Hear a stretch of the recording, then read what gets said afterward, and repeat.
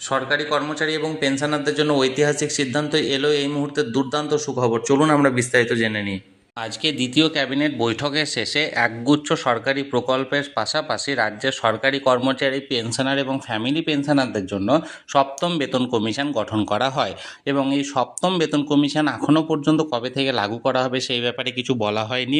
এবং একজন সাংবাদিকের তরফ থেকে প্রশ্ন করা হলে বকেয়া ডিএ বা যে ডিএটা এখনও পর্যন্ত ষষ্ঠ বেতন কমিশনের আন্ডারে রাজ্য সরকারি কর্মচারীরা পান না, এই ব্যাপারে প্রশ্ন করা হলে তিনি জানান রাজ্যের সরকারি কর্মচারী এবং পেনশনারদের ডিএ সংক্রান্ত বিষয়টি অত্যন্ত গুরুত্বপূর্ণ বিষয় এবং এই বিষয়টা নিয়ে বিশদে আলোচনা করার প্রয়োজন আছে এবং পরের ক্যাবিনেট বৈঠকে এই নিয়ে আলোচনা করা হবে এবং এই নিয়ে কোনো পজিটিভ উত্তর দেওয়া হবে।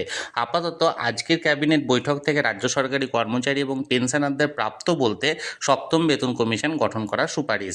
তাহলে বন্ধুরা, আজকের দ্বিতীয় ক্যাবিনেট বৈঠকে নতুন সরকারের পক্ষ থেকে রাজ্যের সরকারি কর্মচারী এবং পেনশনারদের জন্য সপ্তম বেতন কমিশন গঠন করার সুপারিশ করা হয়েছে এবং এই নিয়ে আজকের ভিডিওটা আমি বিস্তারিত আলোচনা করলাম। এই সংক্রান্ত যদি আরও কোনো খবর আসে বা বিস্তারিত কোনো তথ্য আসে অবশ্যই আমি আপনাদের সঙ্গে শেয়ার করব। তাই যারা যারা এখনও পর্যন্ত চ্যানেলটির সঙ্গে যুক্ত নেই অবশ্যই চ্যানেলটিকে সাবস্ক্রাইব করে চ্যানেলটির সঙ্গে যুক্ত হয়ে যান। আর এই ভিডিওটি ভালো লেগে থাকলে অবশ্যই একটি লাইক করুন এবং সকলের সঙ্গে শেয়ার করুন। আর সেই সাথে চ্যানেলটিকে অবশ্যই সাবস্ক্রাইব করে রাখুন। ধন্যবাদ, দেখা হচ্ছে পরের ভিডিওতে।